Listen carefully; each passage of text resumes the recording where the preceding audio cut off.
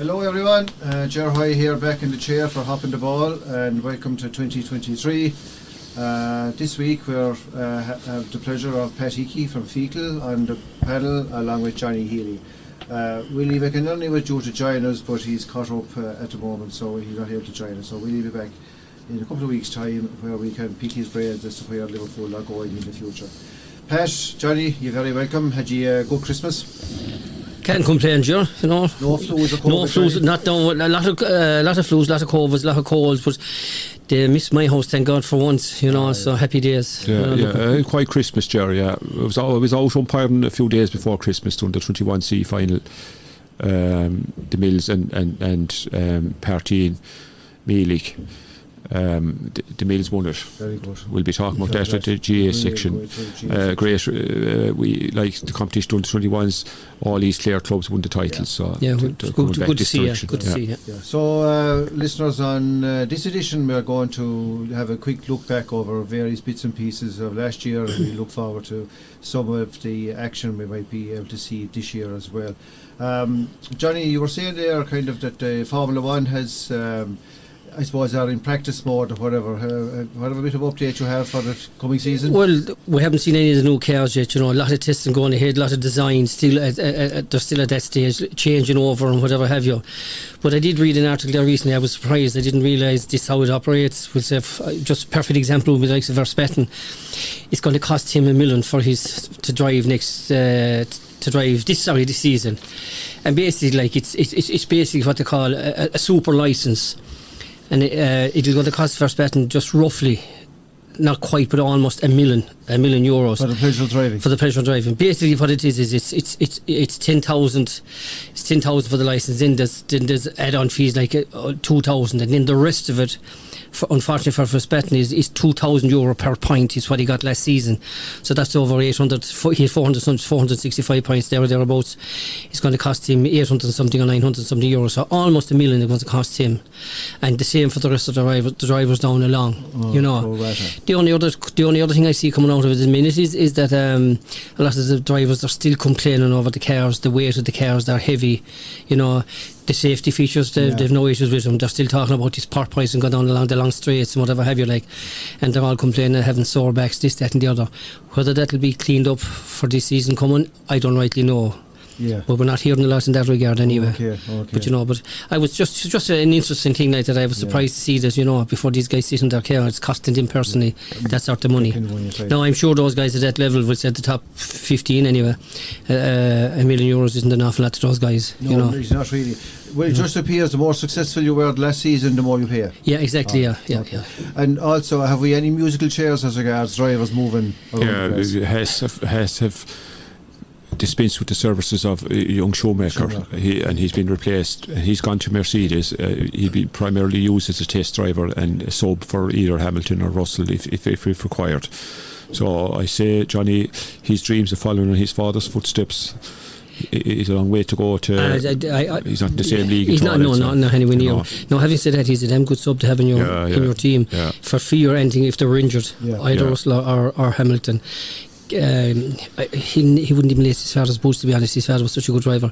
No, look at, he's still a young man, but when you're not making it at this age, you know. Yeah, exactly. Yeah, and like Kevin Magnussen was involved in a few incidents during the year in the race. You know, a couple of crashes and the two things, but there was no real mention. Schumacher failed to score any points. Yeah, so in it, you know. So I mean, it's a cutthroat business. Like, so you don't deliver, you pay the price. Margins are so tight. Yeah. Exactly.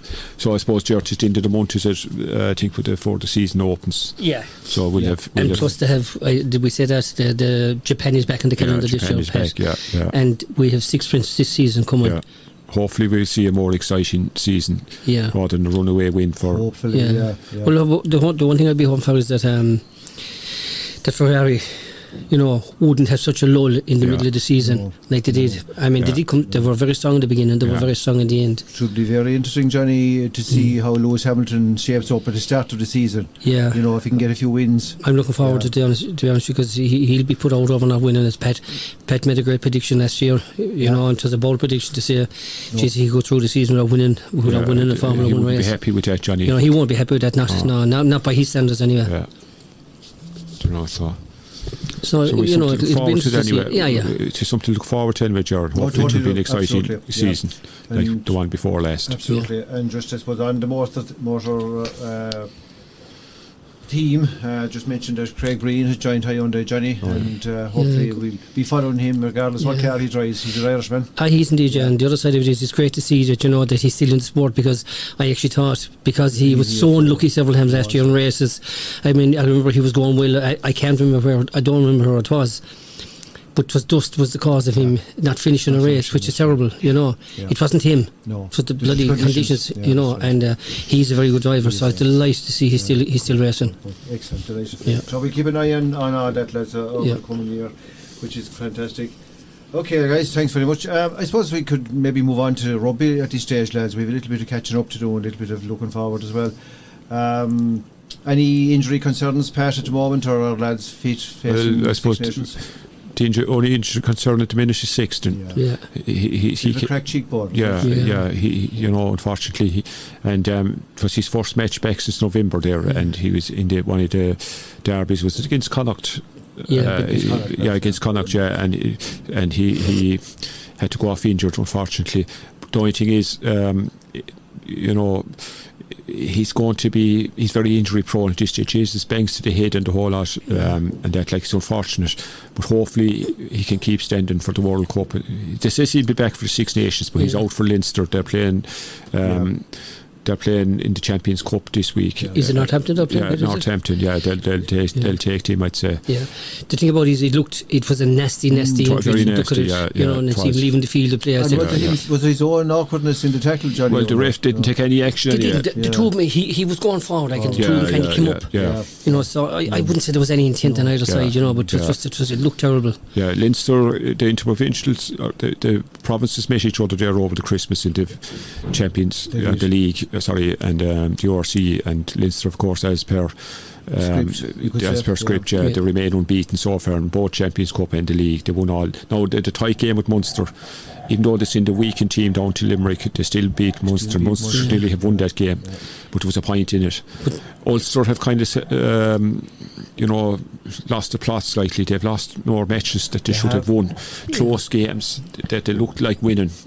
And they lost. Even the Munster game. They should have won. They were very disappointed. Like, you know, they're frustrated. I say losing them late on, you know.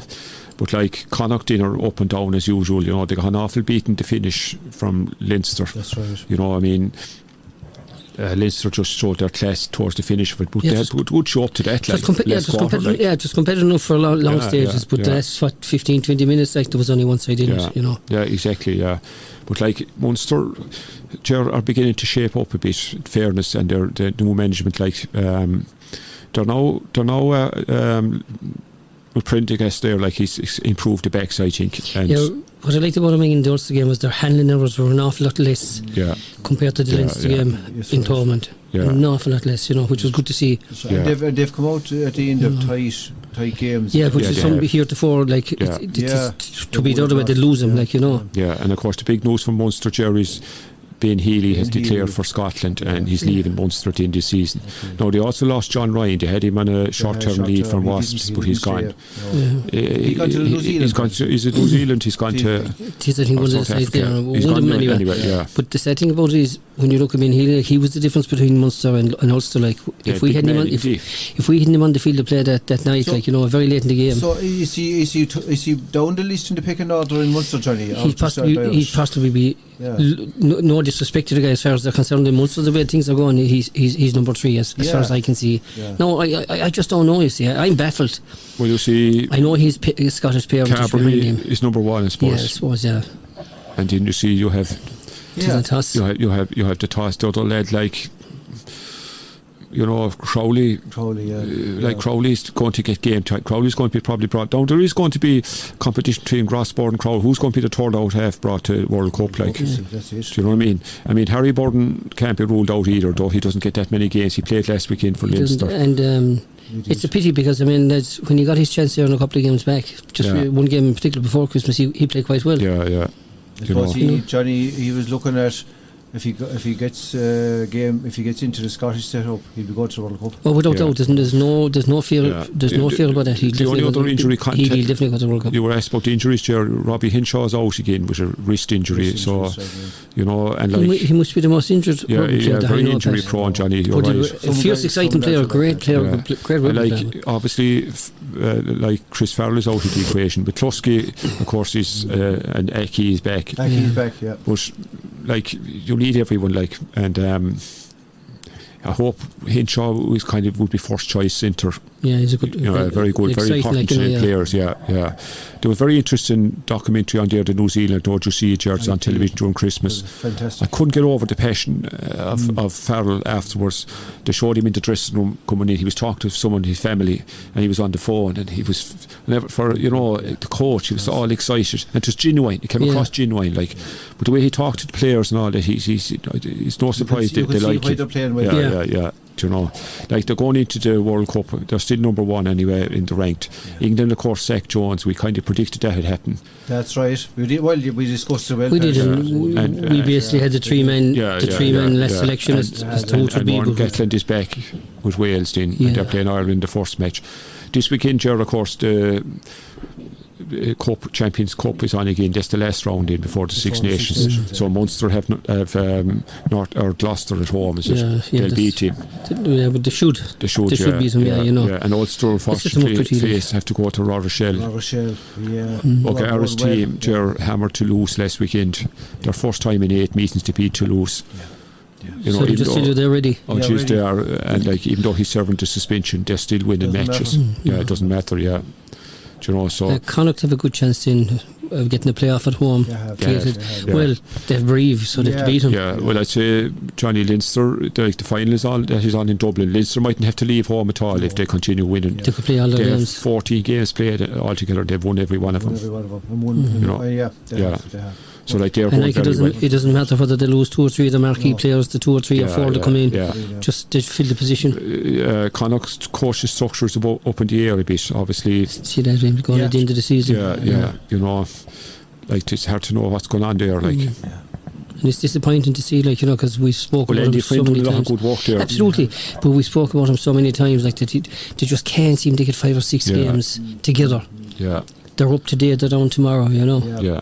It's so disappointing, you know, because you look at the crowds for any home game in Connacht, they're sold out, like, and they're seriously passionate. Seriously passionate about their rugby. The lads up around my own side, Johnny, that rather than Munster, they're Connacht supporters. Yeah.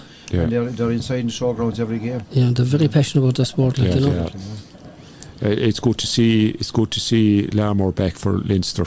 Yeah. He's great feat. Another great player. Great player. Yeah. You know, so hopefully. I wonder what he'd be like in Strictly Come Dancing. I don't know. But Shane Byrne is on it. He's a time. Well able to move. Oh, he can. A good character. A good character. Yeah. Would be very popular now. And Didi would. He still has the long locks. Yes. And he looks as fresh as anything. You wouldn't think he spent years playing rugby. It's funny. Even you meet some of the guys, even the likes of Paul O'Connor and the lads. Yeah. The condition they keep themselves in all the time. You know. I think Stringer is the best example of all. Oh yeah, absolutely. He's in good condition today as he was retired. But sure, he took part in the ultimate challenge there, and he got to the final 3 of it there 2 years ago. Another man was his forefather passed away the other day. Jerry Flannery, another man is in great condition. Jerry Senior passed away there recently, Monday or Tuesday, and the bit of him but another man that keeps himself in great nick. You know, and it's lovely to see. Like some fellas can just could very well let themselves go. Yeah. You know, so I think the secret to longevity, Johnny, stay in shape. Yeah. Definitely. Yeah, I suppose they're so used to been doing it for years to just do it a bit keep themselves ticking over. But I think it depends on the personality. Some fellas, when they stop training, that's it. They don't ever want to see a training session again. They just hate it. But more fellas are kind of into the fitness regime, regardless whether they're playing or whether they're retired. Yeah, that's true. That's true, Very good, Pat. So we have the Six Nations coming up anyway in a couple of weeks' time. Ireland and France are the favourites to win that. So now it's ideally set up. We'll be playing England in the last match. So if we were going for the Grand Slam, to be great. Wouldn't it be lovely? Hopefully we'll be in that position. I told you. The only thing is, with England's management change, you wouldn't know what had happened. They have a fierce peak. Well, the fierce peak, there could be a massive bounce in them for the first couple of games to Patch. And they gotta have to a good start. You never know. And that's what I don't like about them. If they build up momentum, Ger, you're rightly saying, a game or two. Yeah. Farrell was hauled in again. He was. But he's 4-match suspension. Yeah, but he's got away with he's through some course. He's not banned for the Six Nations. A tackling course. Yeah. Like, in all fairness, Cop out, Johnny. Yeah. Rules are rules, and they're meant to be obeyed, and they're meant to be dished out. And he didn't get this. I saw the tackle, and I looked at it a dozen times. Yeah. And there was nothing but intent. But Johnny, he's like that the whole time. I know he's on the edge, yeah. But there was definitely intent in the tackle, like. Yeah. And he meant to hurt that other guy, like, you know. And he I don't care if he's captain or not. Like, the fact of the matter is, the punishment he should have got. The punishment should have fitted the crime, and it didn't. Yeah. Do you know? So look. What can we do? Son and dusted now, and all he has to do is to go and do a tackling course, and he only gets a 3-week ban. Yeah, that's it. So that leaves him eligible to play for the first match. As a good old friend of, and he's well known, he'd be well known up around Paddy Hogan's here in Scariff as well, Johnny Moriarty. He always maintained that there was a loophole within a loophole, and this is what this case was. So it's not just the GA, Johnny. No. It's an all sports, Ger. Yeah, it's in every sport. All right. Okay, lads, I will have to revisit the World Cup, lads. Who predicted the winner? Not me. Not me either. Johnny, only one of us. Did you go with Argentina, no? For the final? No, we went for France. Oh, did she? Yes. I went for France as well. Yeah. Willie went for Argentina. Yeah, because I didn't. I said France. Ger, I suppose if we thought before it, Kylian Mbappe scored 3 goals and still ended up losing. You know what I mean? It's unbelievable. It was a mediocre enough up to 70 minutes, and it exploded into life then. But Ger, I read a piece about Mbappe.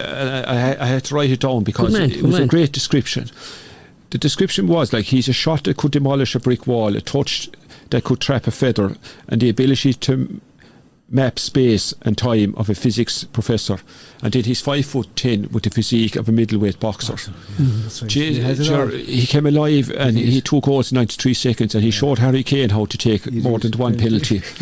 But it's ironic if you looked at the overall performance of the final.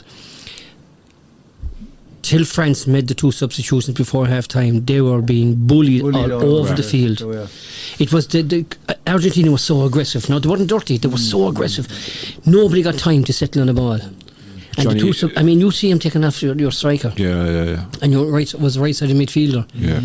And to change with the 2 players they did. That's right. And it took them a while to get going, but once France got going, there was only 1 team in it for the last 25 minutes.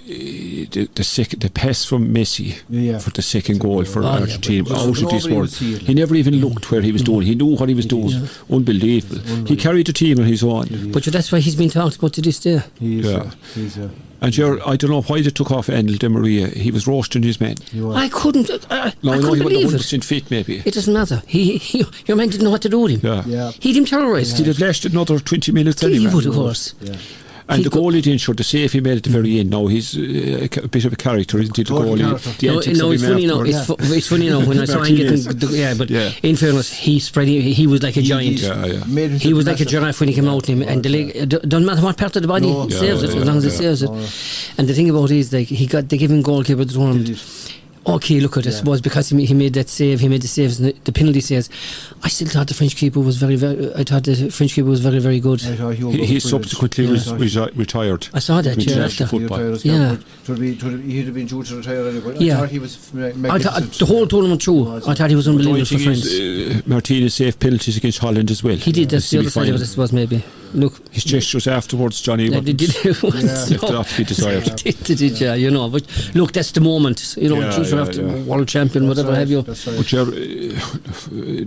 Messi became the first player in World Cup history to score in the group stages, the round of 16, the quarter-final, semi-final and final in a single tournament. Unbelievable, his age and all. In fairness, Pat, it's a mark of his standard. And I'm just personally for him delighted that he got it. Look, we've been talking about him for the last 5, 6, 7 years in particular. And I mean, when you look at the shape the man was in for starters, the condition, and the way he was able to buzz around the bloody field, even in the extra time, Pat. Do you know? Yeah, and like people are saying, he's finished. Yeah, how he lasted for he's finished at 30 or 31 or 32. And it all depends how you mind yourself. What I liked about him, Jerry, he took the first penalty for Argentina and he stroked it home like a real captain. He took the English role. Yeah, unlike Brazil where they left the last one to which that was crazy. Yeah, and he didn't even get Neymar, he didn't get a chance to take it. And like, I'm sure it must have crossed his mind at some stage, the Polish game. Yeah. You know, Messi when Chesney saved it. Yeah. You know. And also Messi made his 26th appearance in the World Cup final. A World Cup appearance, he overtook the great Lothar Matthäus, who had the record. He had 25, so 26 World Cup games. It's, you know, he set so many records and so many stats. I don't think they'll be equal. I mean, we talk about Pele winning. God be good to that man too. They passed away over Christmas. Winning 3. He won 3. The only player to win. Like, I don't think we'll ever see it. Now look. And Johnny, as well as maybe have small chance, but Messi is the only player to win the Golden Ball twice since it was introduced. That was in '82 was the first time. He won it in 2014 in Brazil. And he's 26 goals scored in major tournaments, the most of any South American player in the history of soccer. Like we could sit talking about him all night. All night long. The records are unbelievable. And then Ger, he done something that even Maradona failed to do. He scored in the World Cup final. You know, and Ger, he has 37 major titles won. It's one World Cup, one Copa America. That was only last year. That's all. It's just the 7 Ballon d'Or. That's World Player of the Year. 4 Champions League, 3 World Club Cups, 3 UEFA Cups, 10 Spanish leagues, 1 German league, and 7 Spanish Cup. Wow. Isn't it and you can nearly Paris Saint-Germain. They'll probably win. They'll win another cycle. And then of course, we mentioned Mbappe's hat trick. Jeff Hurst's record stood since '66, so Mbappe has equalled that now, and 8 goals won him the Golden Boot. But the pace of him, in the games, vision. Like he didn't mind pushing the ball past the player and saying, "Okay, I'll take him on, I'll beat him." And so he did many a time. And I suppose Johnny, still on the World Cup, Gareth Southgate has decided to stay on. Yeah. Until 2024. The thing about it is, look at he has gelled that team. I felt for Harry Kane, and look at it. We were all shouting for the opposition, but I felt for Harry Kane. You know the way he grubbed it over the bar. Rashford and a few Ording guys. They're going to be there. But Johnny, he should have brought on Rashford a lot earlier. Absolutely. I couldn't. For the life of me, I couldn't understand why he didn't even start. Yeah, he's a bit conservative. Yeah. And we said that here in an earlier programme that, he's too conservative. Like, I give those players their heads. I mean, the talent that he has at his disposal is frightening. As good as any English manager ever. When you look at the defenders he had, like, at his disposal. Yeah. The experienced guys were there, the young guys were there. Yeah. But give them their head and let them go. And Johnny, despite all the hullabaloo about the World Cup, I thought it's a great World Cup. Well, I really enjoyed it. I did too. Is it the time of year it was on, or what? I don't know. Funny, Pat, I didn't go out of my... No, look at, I saw a lot of it, but I didn't go out of my way to watch I watched every match I could possibly watch. Yeah. But even looking at some of the teams that progressed, teams like Morocco and coming out teams like that. Like the performance from Australia. The performance from America, and that'll bring them on knowing. And of course, since the World Cup as well, Bale has announced his retirement completely from football. Completely from football. Bale to concentrate on golf. He has he 5 Champions Leagues? Yes, with Real Madrid. The funny thing about it is, lads, I think he fell out of love with football a few years ago. When you hear a guy saying that, he loves his golf above football, Then of course he went through a couple of seasons there with terrible injuries, one after another. He put on a tough time in Real Madrid. He did. The finish. I often thought should he have maybe? I don't know why United didn't try and sign him that time. Maybe it was just too much money. I don't know. But Spurs took him back, but they let him off again in the summer. Though he took him temporary. But the funny part is he didn't play that many games from either, Pat. He was out injured. He was out injured again. You see, But he had some burst of pace when he was in fairness, when he played, he was a revelation, left or right, and he could hit the bloody ball as well, to be fair to him. So when he was in prime, when he played, he was good. Yeah, he was. But when he was injured, he was terrible. Yeah, but when you contrast it with Ronaldo gone off, he's 38, and it's a 2-year contract with a club in Saudi Arabia, and he's a 5-year contract after that as an ambassador. They're trying to get the World Cup in 2030. But why do you think money, lads, when you see the money he's been offered, like, for the couple of seasons, like, it's ridiculous, you know. No disrespect to the player. When he was with United, he was a serious United have gone delighted he's gone, in one sense, because look what Rashford has been reborn since he left. He scored 7 or 8 matches in a row, hasn't he? I think he was a poison chalice in that dressing room. So. Pogba was another one. Yeah. And again, no disrespect to them, they were great footballers in their day, but the thing about it is that United dressing room, it seems to be an awful lot happier now at the minute. Now. Yeah. I mean, when you look at it, they had the players meeting one morning after a game. Rashford slept it out, and he was dropped for the. Was it the Bournemouth game? He came on. He scored twice, you know. So, but he took it in the chin. Yeah. Whereas if that was with Ronaldo and Pogba in the dressing room, there'd be a fervour, there'd be an absolute upheaval. Awful to have disruption like that. So that's and look, they're not going to win every game. They have a tough game the weekend, like, you know, the Manchester Derby. But the fact of the matter is that team, it's gelled together, and Luke Shaw is back playing the football of his life as well. Yeah. Now, I could be putting the kids to that. I touch wood, I'm not the weekend, but you know, I've never seen the guy to be so as happy playing football. And Rashford's the very same. Yeah, that's right. No, maybe Rashford took his eye off the ball last year with all helping all the social work. Yes, all that's maybe that. Maybe I just don't know. And see, she lost last night. But the thing about this, Pat, I'm honestly 100% certain. They have their eye on two things. It's the United game the weekend to close their cap on Arsenal, and the other thing is the Champions League. Yeah. That's what they're after. But they were on all the big guns at half time. I know they did. I know they did. Yeah. But you see, they were resting those guys. I'm telling you, he has his eye on that game the weekend. Mark my words. Yeah. And United will get a fair hard reception, believe you me. You know, so it'll be. I'd say it'll be a good game. Do you know? But again, that's why I think he rested most of those players. Yeah. You know? We were talking about transfers, and it seems to be a quite enough season. Is that a hangover from the World Cup, lads, or do we expect something to happen before? I suppose Liverpool signed Gapo there from Holland. Yeah.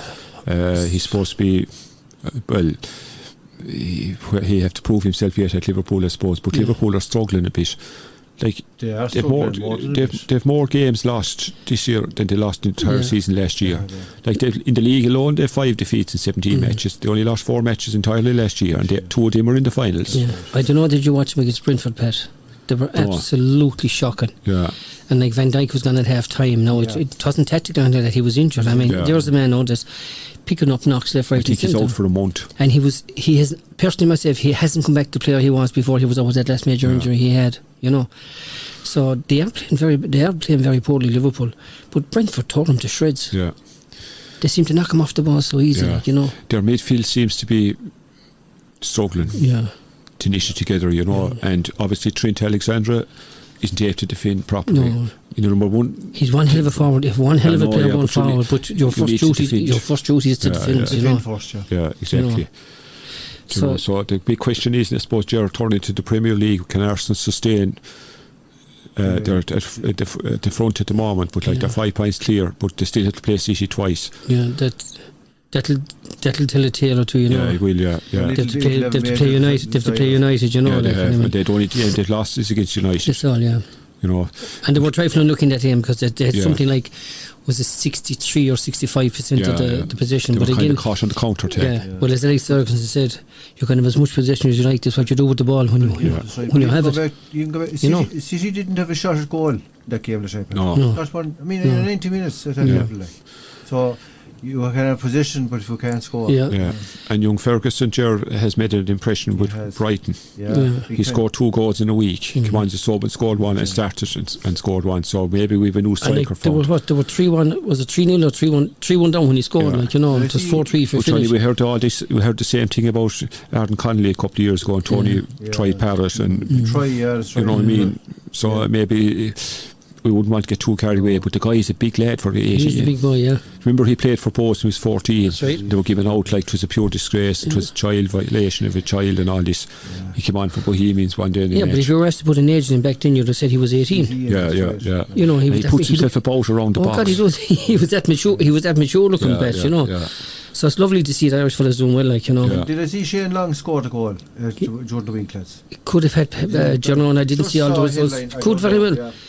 Yeah. And of course, the ex-City man was in goals for Southampton. So good to see, you know, good to see the Irish keepers getting games, like, you know. And he kept a clean sheet. He did, another good thing for him, like, you know. Yeah. So, like, we're playing France, or when is that? I saw the date. It is, yeah. Yeah. So, like, that'll test us, won't it? Well, there's two things there. Like, you're welcoming the team that got to the World Cup final, and the other side of it is that they could be hung over after the World Cup defeat, and Ireland could get their tails up. Yeah. Okay, let's knock these fellas about a small little bit. A small bit of controversy after World Cup, Ger, as well. Benzema came out claiming he was fit. Yeah. And he was annoyed he wasn't called in. I wasn't a squad, like, but he could have been used. He felt he had something to contribute. Like, after taking off Giroud, like, I mean, I was saying to myself, your obvious choice, would say at some stage in the game, was to shove him up, like, you know. Sure, you'd have, like, the two men that done so much to get him to the final, Griezmann and Giroud, were anonymous in the final. Oh, they were terrible. Yeah, and, like, they had done a lot to get him there. Yeah. And still, France came with only for a great save by the keeper winning it, like, you know, considering all they started without at the start of the tournament. I know, yeah. You know, they have great talent coming through. Pogba. The only, you know, yeah, exactly. The only thing is, and young Hernandez, got injured, and Benzema missing. The only thing I thought, Johnny, about going back to World Cup for a second, there are too many young lads taking penalties. They were very inexperienced, and I'd say with Jermaine antics in goals in shape and lip, and he kicked the ball away and took a booking for. He did, yeah. But look, if you're going to try and get inside a guy's head, you'll do it. You'll take one for the team. The other side of it is, well, if you remember Grobler years ago, he used to be shaking. They called him the drunken duck. Used to call him. He danced along the line, like, you know. Johnny, it didn't transpire since he was letting in goals. And they maintain that, yeah. And on occasions, diving over it. But that was an act in itself. But when it was highlighted, sure. It was as obvious as the nose in our face. But look, it is what it is, like, you know. Exactly. And Ger, I was looking at the Clare League. Newmarket are still in front with 22 points in 8 games. Avenue are second place at 19 points from 8 games. Lifford are in third. Now, the bottom 3, Mount Shannon, have no point in 8 games. They're going to be relegated. They've conceded an absolute barrel load of goals. They were beaten 6-1 or something at the weekend. Tulla are in trouble as well. They have 9 games played, 6 points only. Just shows you the big step up. Gulf. And Kilrush are in third from bottom, but they have a game ahead of Tulla. They have a game less played in Tulla. They're on 9 points, but they're 3 points ahead of Tulla. So if they win the game in hand, they'd be 6. The bottom in the top of the first division, Shannon Town have 21 points in 8 games. Kilkishen are going very well. They have 15 points in 7 games. They're in second place, and Newmarket B are in third place with 13 points in 8 games. The bottom 3 there, Dinner Sporting in this Diamond, 7 points. Shannon Olympic with 6, and Bridge United with 6. So, Pat, in the Premier before Christmas, Avenue played in the market, and Avenue were 2-0 up in that game. They're very disappointed. They let the 2-0 slip. They wound up But I used to play a fella down in Killoughey, Emma McCarthy, always told me, be careful. He said a 2-goal lead is a dangerous lead in soccer. That guy that came home from Sheffield United, he's from Newmarket. I think he's joined the Limerick City, so he'd be big loss to Newmarket. He would indeed. Second half of the season. And like the other side, we're just talking about Limerick Treaty. They've lost a number of players. A couple of them, one of them, I can't forget his name, in their half through work commitments. Jack Brady's gone from Treaty. No, Jack played in 31 games from him and had 11 clean sheets, so which was pretty decent. Well, it wasn't that he just decided to go. It was work commitments as well. And there's one of them gone travelling. That's right, one guy's gone travelling for the time being, but Jackie's gone to Longford Town. So good to see that he's still in League of Ireland, you know. But it's his job related with Jack. He's teaching whatever, so he must be teaching around there somewhere. You know. So that's why. So they're a little bit depleted when you see 3 of the squad gone like that, you know. There's the Clare Cup draw was made in Clare Soccer as well. Avenue and Bridge United were drawn against each other. It's a nice little, nice little tie. Yeah, Newmarket are waiting for the winners of Ferden Celtic and Avenue B. Just the few, we won't go through the whole of them. Shannon Town were Bridge United B, Tulla were with Shannon Hibs, Kilkishen were Shannon Hibs B, and Mount Shannon playing Shannon Town B. They're the first round games. So. Look, it's a long way to go on that, but I think the 3 Clare teams are still in the Munster Junior Cup. They're out in action this weekend. They're all at home. Shannon Avenue and Newmarket. So they're expecting to, hopefully all 3 teams will win. Will take advantage of the home advantage. That's weather permitting, of course, and pitches playing. They'll have the rain that's falling. That's it. The funny thing is, the season was closed there during the Christmas, and the pitches were in better condition there now. There was teams going around looking for friendly matches. Because with the bit of frost we had, it was drying up the ground, exactly.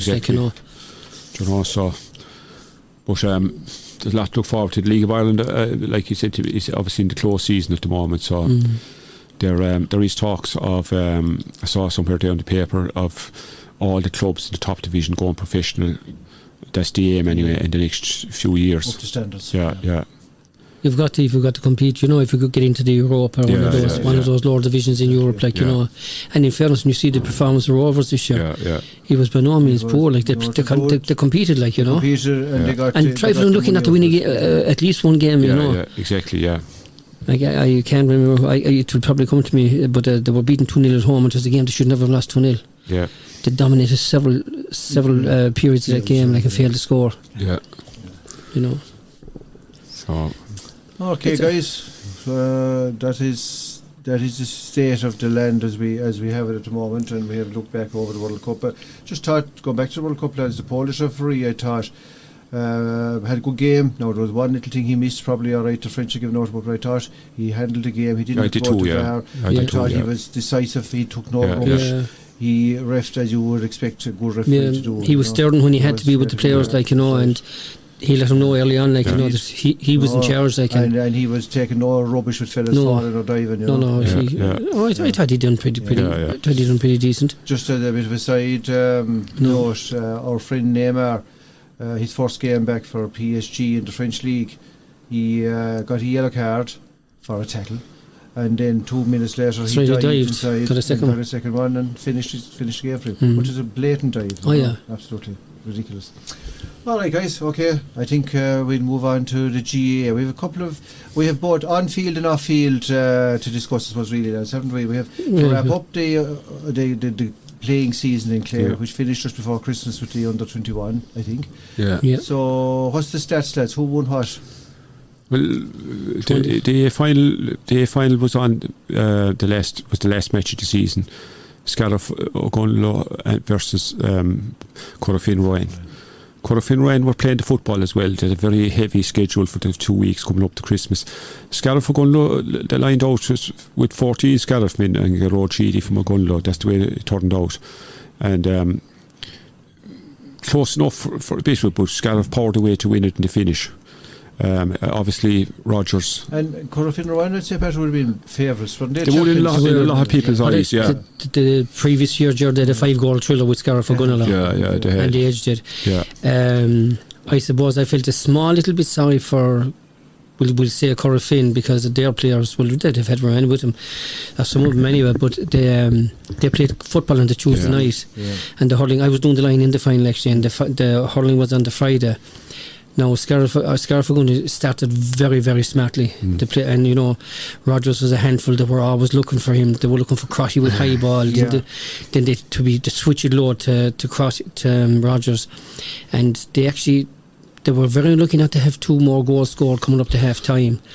But I thought the game could very well have turned on its head on the stroke of half time.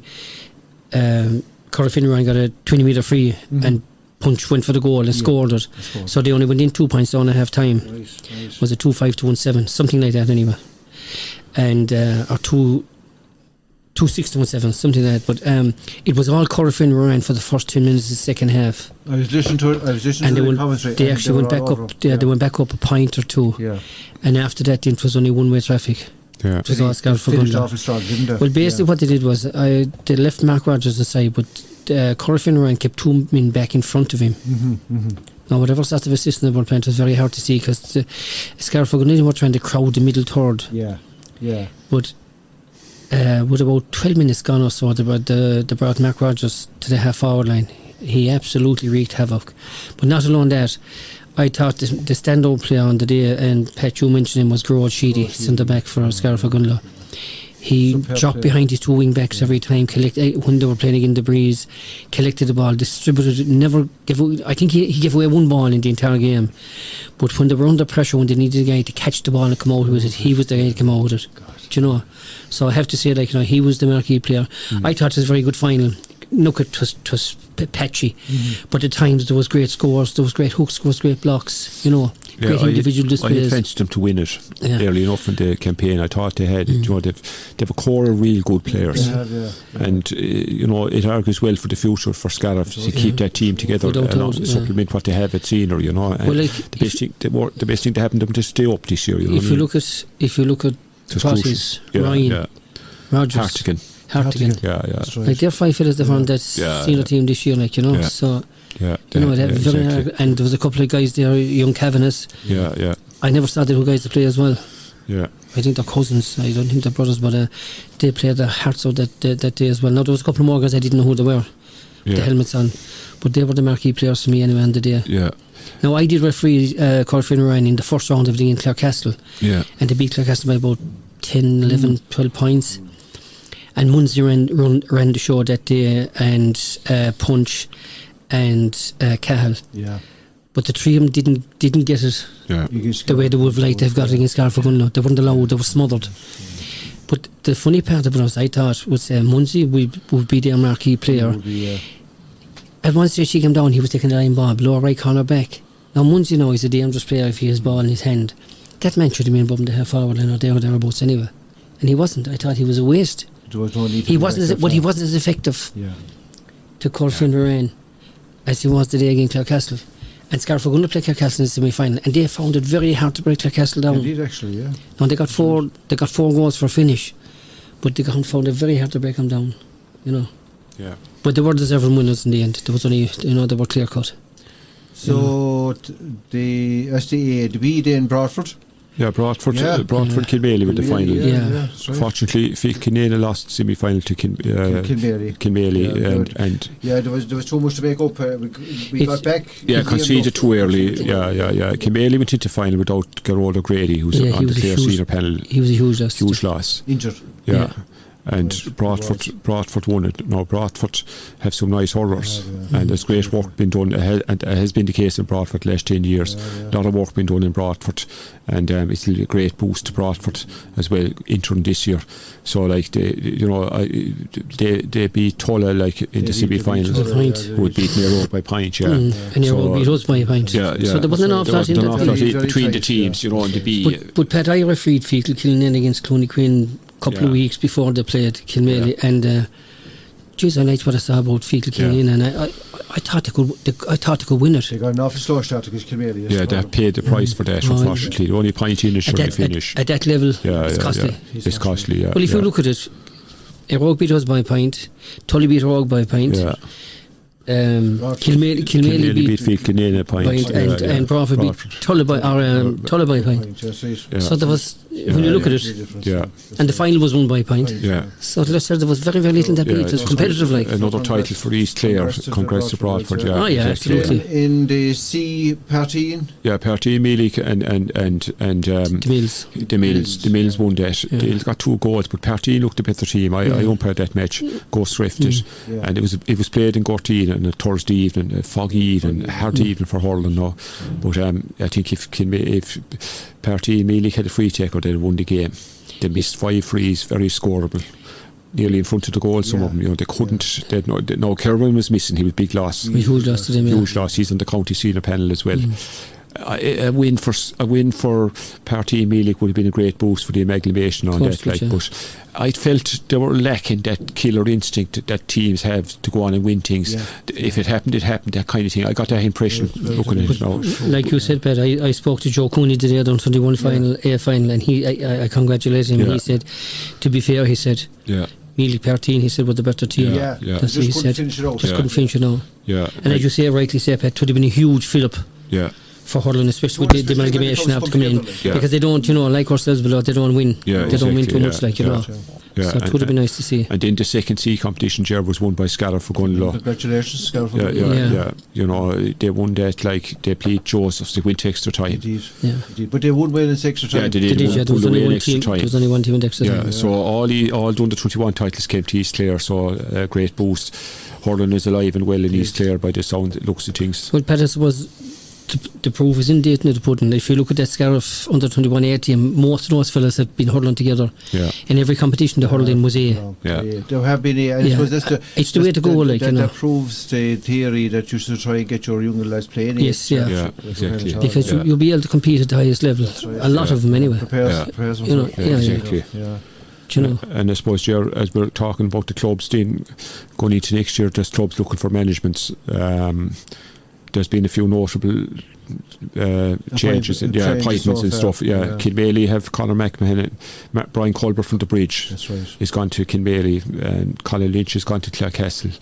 Louis Mulqueen has gone to Ina. Could he be the missing link that Ina need to push him on to win a county? I must think so. Conor Dolan has gone to Shannon, Wolf-Tones. They were very average last year, Ina Kilmon. To be fair.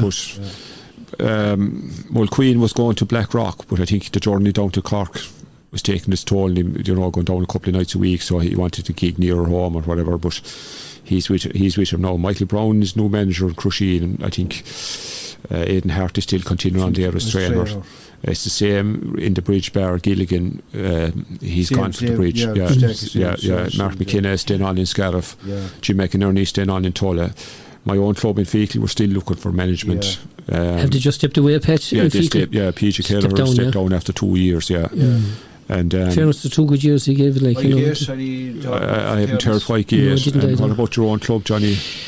There is a guy. He was McCarthy is his name. He's living in Ballina, but he was inside with Anthony Daly at the time. He was over the development, the academy in Limerick. Oh yeah. So he's originally a Han. Okay. But he's living in Ballina, so he's stepping in. Right. Our trainer for the last number of years, Tony, he's stepping away. Well, he was teaching and being away, the commitment, and I have to say and applaud him here. He gave us great service below, and he brought that team. He brought the team a long way, and he was very upset over our performance. He blamed himself, and look at, you can only do so much. He won the intermediate for us, and I have to say it was he won it for us. And we're very grateful for that. Yeah. So the other side of it is the one thing you don't ever hear is there's players travelling. We have 2 or 3 below travelling. Tommy Redden, our free takers, after I think it's Toronto. He's gone. Now he may be back towards the middle or the end of the summer. I'm not too sure. I think there could be a couple of the O'Shea's going as well, and there's 3 of our forwards gone. With the way the season is developed, Johnny, fellas might go for the first 3 or 4 months of the year, like by July, you never know. Well, in fairness, they flagged it a couple of years, the year before we won the intermediate, so we were expecting it, but we still kept saying, Jesus, they have the old buzz now, they mightn't go, But in fairness, they said they would give the C another 1 year, so they did. So you can only blame lads. No, you're right. You're right. Into county level. All you can do is wish them well, and enjoy it. 2-year lockdown. And that's the other side of it, Joe. You're right there. And they're crying out for people in Australia and prepared to work. So I think from our own perspective, lads, Barton Smith is staying on as manager, and I think Jason O'Brien. Is Jason there? He's back on board. I think they're just looking for a few more like Alan, maybe, and Mikey Noon to step in as well. But Jason knew the training was their coaching. I thought I could see it that day, but did they get signed in the morning? That's what I'm on about. I could see that day. He was back with the lads that day, so he's a good influence in the club. Happy days. Any news on Mark Flaherty and the injury? Has he hadn't done with it? Not yet. No. He. Obviously, he won't be around for the early part of the year anyway. Sure. So hopefully, Cathal Nolan will be back. Toby Samar will be back. I was thinking along those fellas. Because you can do it from the numbers, like, you know. Sorry, Tubber, I haven't heard anything from Tubber, Pat. No. No. No, there's a number of clubs. Really, I think some clubs have still to finalise, and probably some will remain the same. I don't know, but. And I didn't hear anything from our neighbours out there. Yeah, it's very hard to get. Very hard for clubs sometimes to get people involved. You know. It is commitment is massive. Yeah, commitment. Yeah. When you're looking at, as you know yourselves from watching your own clubs, you're at it 3 nights a week and maybe a game the weekend. Like, you know, that's 4. Well, like if you look at it, Johnny, for a club, any club, intermediate or senior or even junior, they're gathering or have gathered already. And it is December, January. I know, the championship will go on until November. Yeah. So it's a long year. You're dead right, it is. Like, so you're asking a lot, you know. Like the Bridge were out in the Munster Junior B, they lost to Bruff there the weekend. It's ironic, you know. I saw that Bruff side and they're a big side, but they can huddle. Yeah. You know. It must be because the Bridge was a good team. Yeah, because the thing about it is, just the one thing I said, that the Bridge would not have played anyone like him in Clare. No, I no disrespect to Fecal, they were caught in the league final. You caught in the league final. Yeah. Do you know? Yeah. And of course, you lost 2 or 3 lovely hurdles after that team, and to the senior team. Yeah. You lost the O'Connors. Decimated us, the juniors, Yeah. But you, of course, unfortunately, you'll have that, you see, when you've small squads. Yeah, you would. Do you know? I suppose just speaking about the Bridge, just on behalf of ourselves here, just want to pass on condolences to the Bridge and the club and the family of Anthony Fitzpatrick. He'd be brother of PJ's. Yeah. Anthony, or Tony as he was known, was the auditor for the Clare County Board for years, a great GA man, and he died there over Christmas, so our sympathies to the family. Larkin, his son, was there at the Bridge, and as I said, PJ is his brother, so very sorry for that. Great service to Clare hurling, you know. And just love the hurling. They had a GA convention before we leave the Clare scene, Ger, and talk about the inter-county. There's a few changes at the board level. The few elections that took place. Neil O'Brien is the new coaching and games officer. He defeated Flann Riley in a vote for that job. Michael O'Neill is new Central Council delegate. He beat Robert Frost. It was tight. It was tight. It was very tight, 96-86. Yeah. He replaced Simon Maroney, who stepped down from the role. His 5 years wasn't up, but he resigned. Yeah. And Joe Gary is the new Irish cultural officer, elected unopposed. He replaced Flann Riley, whose 5 years was done. And Sean Chambers retained the assistant treasurer's post after a contest with Caroline O'Connor, that's James's wife. 96-87, very close as well. So the rest is the same. It's the same as previous. There's a couple of committees, changes in committees, all right, and we have a new chairman at Born and Og, haven't we? Stephen Mack. He replaced Niall O'Brien. He worked well with Neil and Pat. Yeah, in fairness, though, I have to say, I'd often get a text or a call from him. You know. When they took the fixtures, they took different turns to take referees of different games. I thought it worked well now, I have to say. I have to compliment him on that. And it's great to see the Pat, because he's so good at his job. Pat Gavin, it's great to see that he's still there, like, you know. And also, you can see with Pat, if he rings a referee will do his best to get him out of trouble, because he's such a gentleman.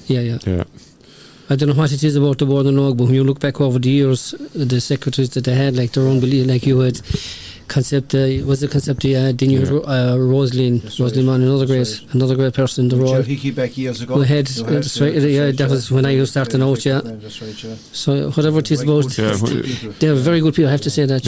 When he was secretary chair, we used to be canvassing him to give Michael Daly finals. We used to be going around umpiring for him that time. Well, did he do a final with us against Killinane? Was it a who the bloody hell? Put him under pressure. Under pressure. Can't remember now. Yeah. Oh, holy moly! When you think back in the day, But look, it was a stepping cap to go up to senior, like, sure. Yeah, it was. A county board level, you get good grounding there at that level. Someone has to do them jobs, and they're important jobs. Yeah, but when you look at it, all you're doing is pressing, no disrespect to the people that are now, a lot of it is pressing buttons, but if I have it, whereas back in his day, it was all pin. Do you know, like?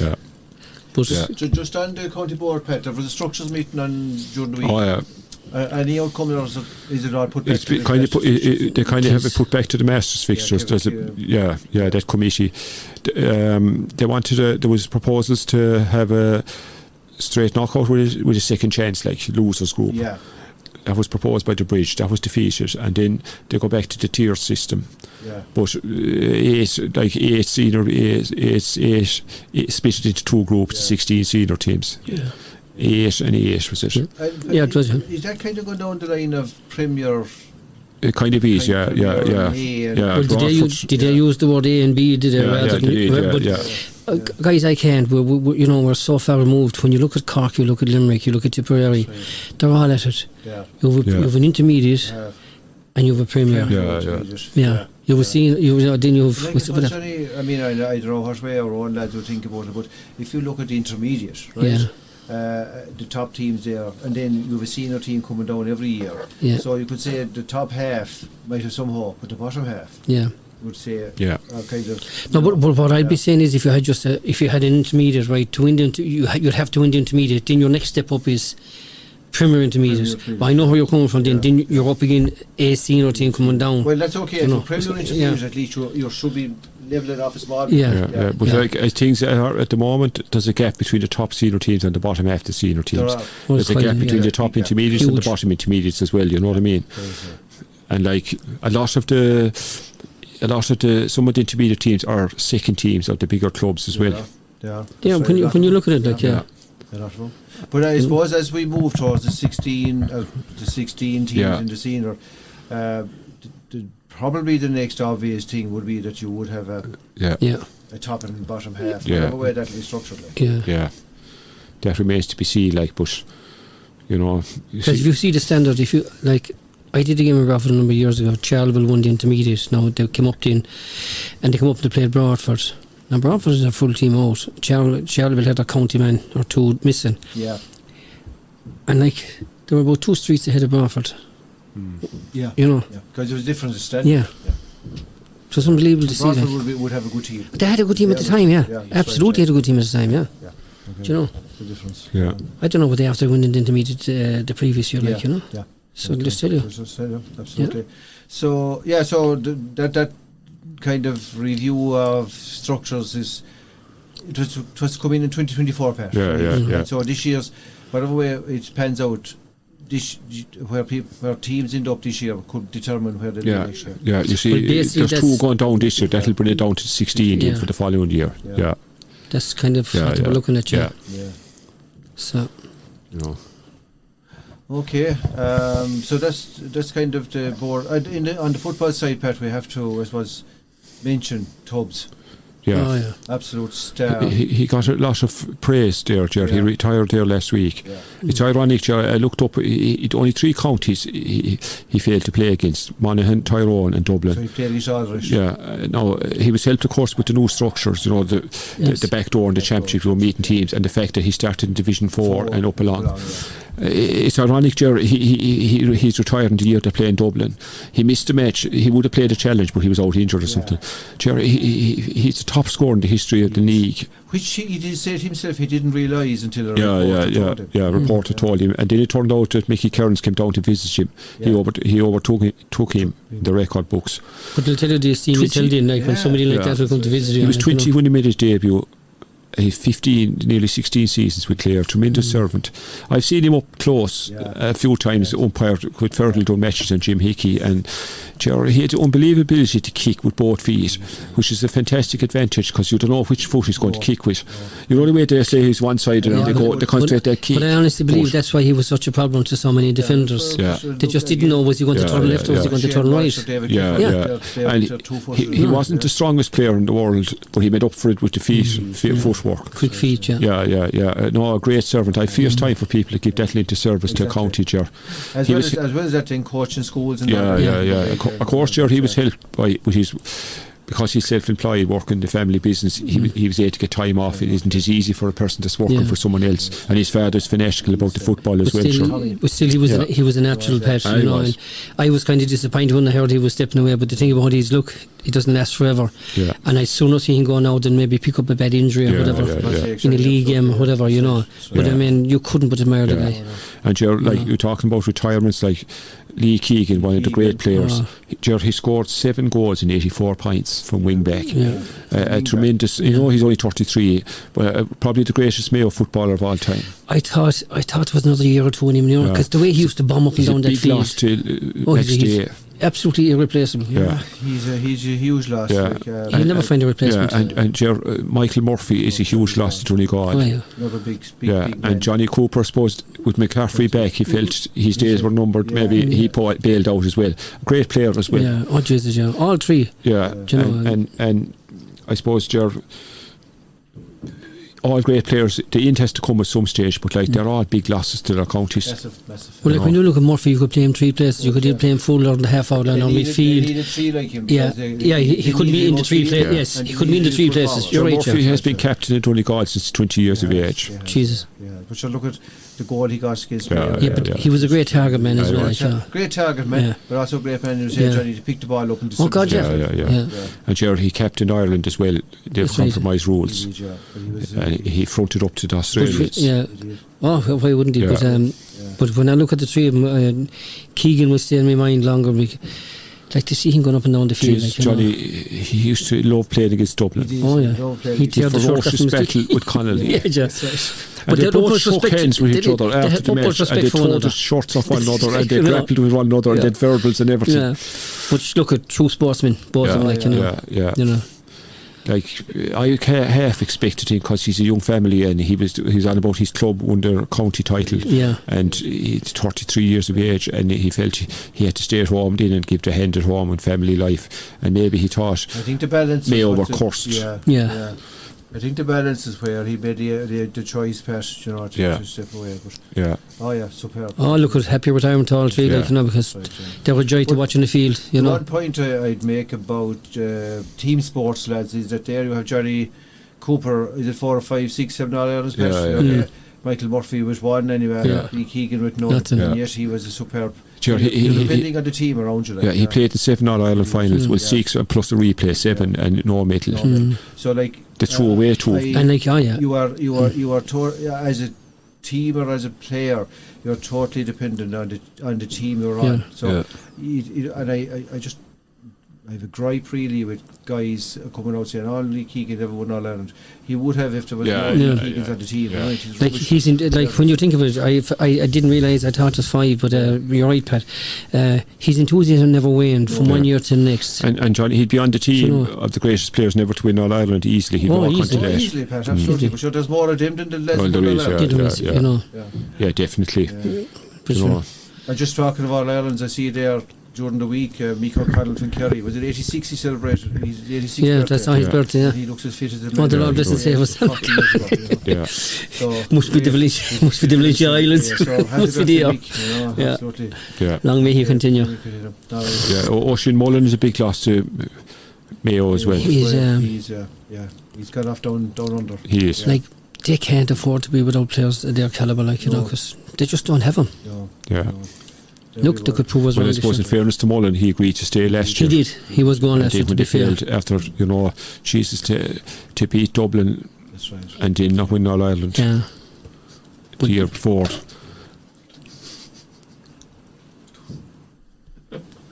Lads, would you believe it? The chat was great. Jim Collins is talking hunters out of the studio. We're going overtime.